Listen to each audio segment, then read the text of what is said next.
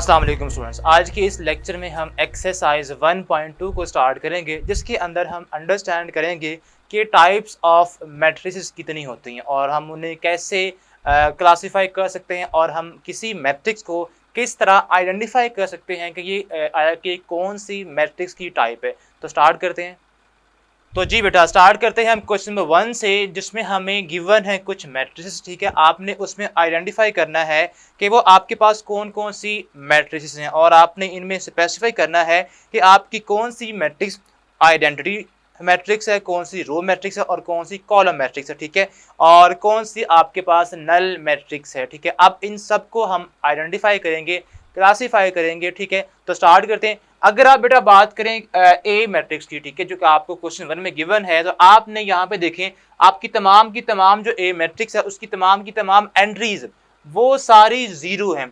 तो अगर आपके पास ऐसा मैट्रिक्स इसके अंदर तमाम की तमाम एंट्रीज बेटा जीरो हों, ठीक है, वो होता है बेटा नल मैट्रिक्स। उसको हम बोलते हैं जीरो या नल मैट्रिक्स। ठीक है, a matrix is called null और zero if each of the entry of the matrix is equal to zero. ठीक है, तो ये आपके पास क्या होगी बेटा, ये आपके पास होगी नल मैट्रिक्स। ठीक है, हम यहाँ पे लिख देंगे नल, ठीक है, मैट्रिक्स।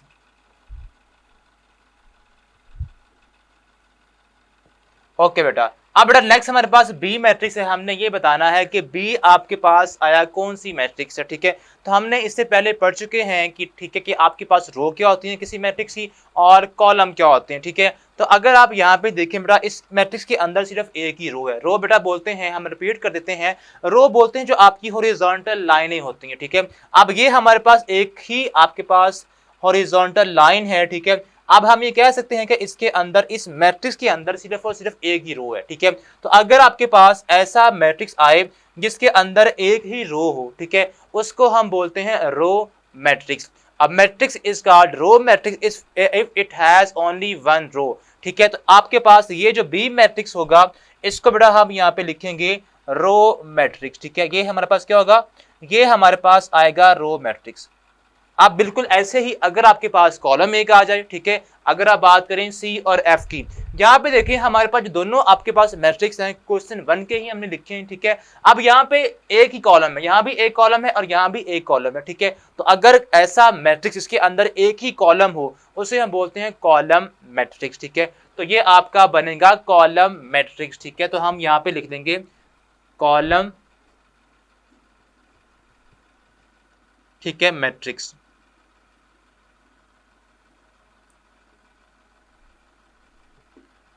ओके बेटा, अब नेक्स्ट हमारे पास जो डी पार्ट है, डी आपके पास जो मैट्रिक्स है, हमने ये बताना है कि ये कौन सा मैट्रिक्स है। ठीक है, अब यहाँ पे आपको एक डेफिनेशन अंडरस्टैंड करनी होगी। ठीक है, हमने पहले भी बात की है कि ये बेटा आपके पास होती है डायगोनल, इसको बोलते हैं डायगोनल। ये जो आपके पास है इसे हम बोलते हैं डायगोनल ऑफ द मैट्रिक्स। ठीक है, अब इसके अलावा ये जो इसके अलावा तमाम की तमाम एंट्रीज हैं उन्हें हम बोलते हैं non diagonal entries.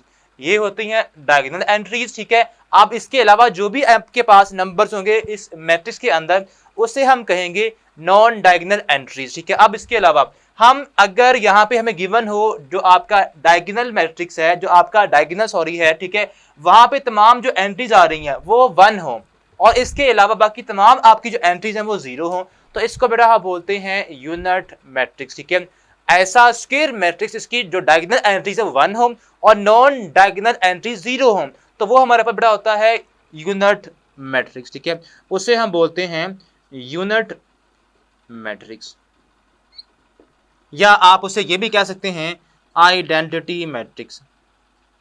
Identity matrix ये आपका बहुत ही अहम बेटा मैट्रिक्स है, बिकॉज आप इसको काफ़ी क्वेश्चंस में आगे यूज़ भी करेंगे। ठीक है, अगर हमारे पास जो डायगोनल है वहाँ पे तमाम की तमाम एंट्रीज 1 हो और इसके अलावा बाकी तमाम एंट्रीज आपकी नॉन डायगोनल कहलाएंगी वो 0 हो, तब हमें ये जो मैट्रिक्स मिलेगा उसको हम बोलते हैं यूनिट मैट्रिक्स या आइडेंटिटी मैट्रिक्स। ठीक है, ये हमारे पास ये थी क्वेश्चन 1 को जिसमें हमने सॉल्व किया। अब हम बेटा बात करते हैं क्वेश्चन नंबर 2 की। तो जी बेटा, अब जो क्वेश्चन आपका 2 है उसको स्टार्ट करने से पहले हम आपको बताएंगे कि आपके पास कौन सी मैट्रिक्स स्क्वायर होती है और कौन सी रेक्टेंगुलर, उसके बाद रो, कॉलम, आइडेंटिटी और नल के बारे में हम क्वेश्चन 1 में पढ़ चुके हैं। ठीक है, अब हम जो हमारा मेन टास्क होगा, हमने पहले अंडरस्टैंड करना है कि हमारे पास स्क्वायर मैट्रिक्स क्या होता है और रेक्टेंगुलर मैट्रिक्स क्या होता है, ठीक है। अगर बेटा हमारे पास नंबर ऑफ रोज इक्वल आए किसी भी मैट्रिक्स की नंबर ऑफ कॉलम के, ठीक है। अगर हमारे पास कोई एक मैट्रिक्स है, सपोज हम बात करते हैं कि हमारे पास एक ए मैट्रिक्स है, ठीक है, और इसकी जो एंट्रीज हैं यहाँ पे हम कहते हैं 0 1 2 एंड 3। सपोज हमने एक रैंडम पिक किया है। अब आपने बेटा करना क्या, इसमें आपने ये देखना है कि इसकी नंबर ऑफ रोज और नंबर ऑफ कॉलम्स की जो तादाद है वो क्या है, ठीक है। अगर यहाँ बात करें तो यहाँ पे बेटा आपके पास एक इसकी ये रो है, रो 1, और ये बेटा आपकी रो 2 है। तो इट मीन्स हमारे पास जो नंबर ऑफ रोज है वो कितनी है, वो बेटा 2 है, ठीक है। अब यहाँ पे नंबर ऑफ कॉलम्स की बात करें तो नंबर ऑफ कॉलम भी बेटा 2 है। अगर बेटा आपके पास ऐसा मैट्रिक्स हो जिसमें नंबर ऑफ रोज इक्वल आए नंबर ऑफ कॉलम्स की, ठीक है, नंबर ऑफ रोज अगर इक्वल आए नंबर ऑफ कॉलम्स के, ठीक है, उसको हम बोलते हैं स्क्वायर मैट्रिक्स, ठीक है। स्क्वायर की प्रॉपर्टी बेटा अगर इटसेल्फ बात करें स्क्वायर ही की तो उसमें तमाम साइड्स इक्वल होती हैं। तो आप वही कॉन्सेप्ट यहाँ पे लेके आए कि यहाँ पे भी आपकी रोज और कॉलम क्या होंगी, इक्वल होंगी। तो हमारे पास ये होता है स्क्वायर मैट्रिक्स, ठीक है। अगर हम बात करें नेक्स्ट जो आपका है रेक्टेंगुलर मैट्रिक्स, ठीक है, हम बात करते हैं यहाँ पे एक और मैट्रिक्स लेते हैं या इसी को हम चेंज कर लेते हैं, ठीक है,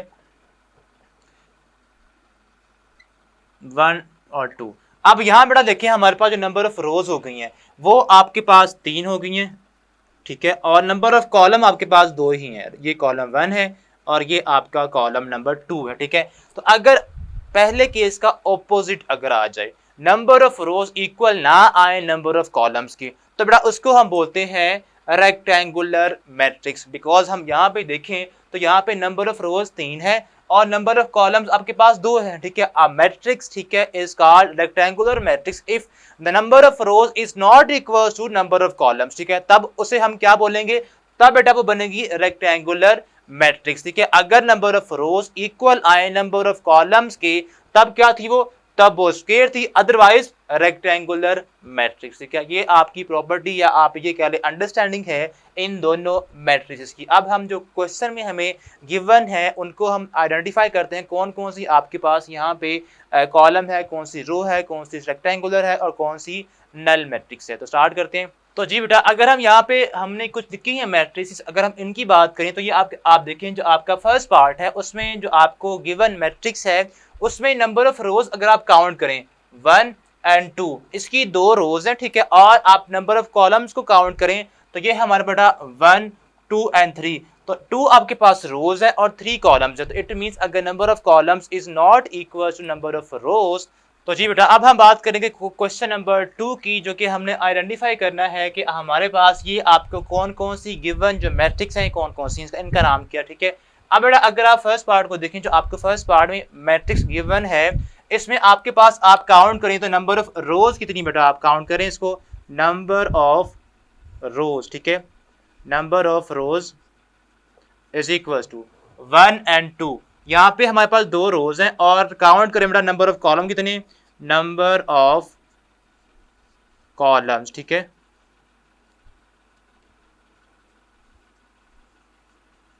वो भी बेटा हमारे पास कितने हैं 1 2 एंड 3। तो यहाँ पे हमारे पास 3 कॉलम्स हैं। अगर हमारे पास नंबर ऑफ रोज इक्वल ना आए नंबर ऑफ कॉलम्स के तो बेटा उसको हम क्या बोलते हैं, रेक्टेंगुलर मैट्रिक्स, ठीक है। तो ये हमारे पास जो मैट्रिक्स होगा इसको हम कहेंगे रेक्टेंगुलर मैट्रिक्स, ठीक है।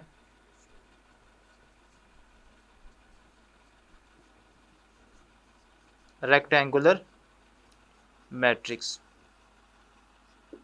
अब ये आपके पास जो सेकंड पार्ट है ये हम पहले भी कर चुके हैं कि हमारे पास अगर नंबर ऑफ कॉलम एक ही हो किसी मैट्रिक्स में, ठीक है, उसको हम बोलते हैं, क्या बोलते हैं बेटा, कॉलम मैट्रिक्स, ठीक है। क्या बोलते हैं, कॉलम मैट्रिक्स, ठीक है। तो ये बेटा हमारे पास आएगा कॉलम मैट्रिक्स, ठीक है। अब इसका जो नेक्स्ट पार्ट है उसको देखें तो हमारे पास जो थर्ड पार्ट है बेटा उसमें आपको जो गिवन मैट्रिक्स है, तो जी बेटा अब अगर इस क्वेश्चन की बात करें जो आपको यहाँ पे गिवन मैट्रिसेस हैं, यहाँ पे इनकी नंबर ऑफ रोज और नंबर ऑफ कॉलम्स काउंट करें तो आपके यहाँ पे नंबर ऑफ रोज अगर इस मैट्रिक्स की बात करें तो वो बेटा बनती है number of rows is equal to 2, ठीक है, 1 एंड 2। और आपके जो नंबर ऑफ कॉलम्स यहाँ पे हैं, नंबर ऑफ कॉलम्स वो भी बेटा हमारे पास 1 और 2, वो भी 2 हैं। तो अगर हमारे पास नंबर ऑफ रोज इक्वल आ जाए नंबर ऑफ कॉलम्स की, तो इसको बेटा हम क्या बोलते हैं, स्क्वायर मैट्रिक्स। ठीक है, तो ये हमारे पास होगा square matrix, square matrix. Okay, अब अगर इसी तरह सेवंथ पार्ट की बात करें तो उसमें बेटा आप हमारे पास जो नंबर ऑफ रोज हैं 1 2 एंड 3, 3 आपके पास रोज है और कॉलम कितने हैं 1 2 एंड 3, 3 ही इसके कॉलम है। तो अगर इसके भी हम देखें नंबर ऑफ रोज इक्वल है नंबर ऑफ कॉलम्स के, तो ये भी बेटा हमारे पास क्या है, ये भी बेटा हमारे पास स्क्वायर मैट्रिक्स है, स्क्वायर मैट्रिक्स। ठीक है, ओके। अब इसके बाद अगर हम बात करें इसके नेक्स्ट पार्ट्स की, ठीक है, तो आपका जो फोर्थ पार्ट है उसको बेटा हम कहेंगे आइडेंटिटी मैट्रिक्स। उसकी वजह ये है कि अगर आप देखें तो हमारे पास जो इसकी एंट्रीज हैं वो कुछ इस तरह से हैं, 1 0 0 एंड 1। ठीक है, अब हम पहले ये बात अंडरस्टैंड कर चुके हैं क्वेश्चन 1 के अंदर अगर आपके पास डायगोनल एंट्रीज 1 आए सारे की सारी, ठीक है, जो कि यहाँ पे है, यहाँ देखेंगे हमारे पास क्या होता है, ये बेटा हमारे पास होता है डायगोनल, और इसकी जो एंट्रीज है वो सारी की सारी 1 है। ठीक है, और इसके अलावा जो हमारे पास बाकी नॉन डायगोनल एंट्रीज हैं वो सारी 0 है। तो इसको बेटा हम बोलते हैं आइडेंटिटी मैट्रिक्स, ऐसा मैट्रिक्स जिसमें डायगोनल एंट्रीज क्या आ जाएं, डायगोनल एंट्रीज 1 हो और नॉन डायगोनल एंट्रीज क्या हो, सारे की सारी 0 हो, उसको बेटा हम बोलते हैं आइडेंटिटी मैट्रिक्स। ठीक है, तो ये है हमारे पास क्या बनता है, आइडेंटिटी मैट्रिक्स। इसके अलावा बाकी अगर आप देखिए तो 9th पार्ट अगर आपका है तो उसमें सारे की सारी एंट्रीज 0 हैं, तो वो बेटा आपका नल मैट्रिक्स या आप उसे कहें 0 मैट्रिक्स। ठीक है, वो आसान सा है। ठीक है, और इसके बाद 6th पार्ट में आपके पास एक ही रो है, तो वो बेटा आपका बनेगा रो मैट्रिक्स। ठीक है, ये था आपका क्वेश्चन नंबर 1 और क्वेश्चन नंबर 2 जो कि हमने इस लेक्चर में अंडरस्टैंड किया। उम्मीद करता हूँ कि आपको टाइप्स ऑफ मैट्रिसेस जहां तक हमने कर लिया आपको अंडरस्टैंडिंग इनकी अच्छी तरह हो गई होगी। अब क्वेश्चन नंबर 3 भी आपका टाइप्स ही है इनके हवाले से। ठीक है, उसको हम करेंगे नेक्स्ट वीडियो में। तब तक अल्लाह हाफिज।